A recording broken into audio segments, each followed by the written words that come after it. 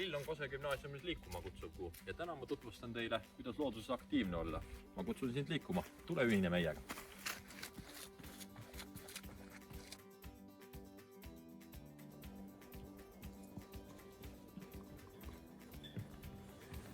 Sellel aastal on võimalusi liikumiseks rohkem. Esimene teile tuttav ülesanne on sammuralli ehk sammude kogumine. Kanna oma igapäevane sammude tabelisse, mille kohta info leiad stuudiumist.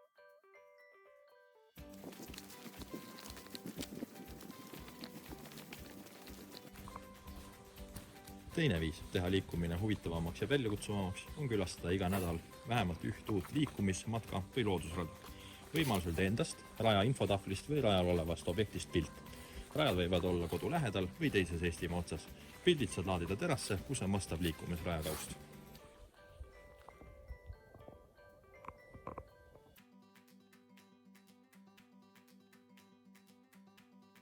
Kolmas ülesanne on sulle fotoja. Selleks leia kodu lähedal mõni loodusobjekt, näiteks puu, lilleäis või järv. Pildistada seda võimalikult tihti, et näeksid looduses toimuvaid muutuseid. Pildid lae terasse, kus on foto ja heigaust.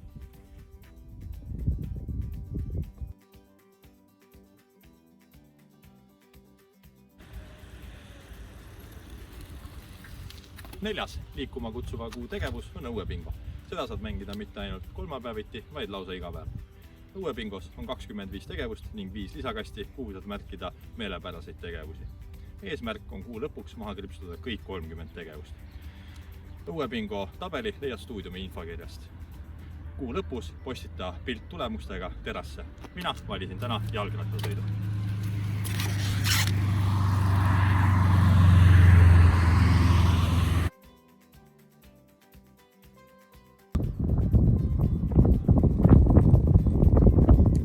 Usun, et igaüks leiab aprillis omale meelepärased liikumistegevused. Ole aktiivne. Mina liigun, liigu sina ka.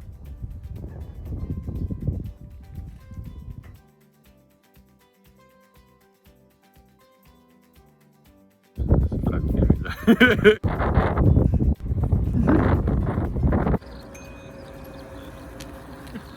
Läksin kella. Postitab. Näeksid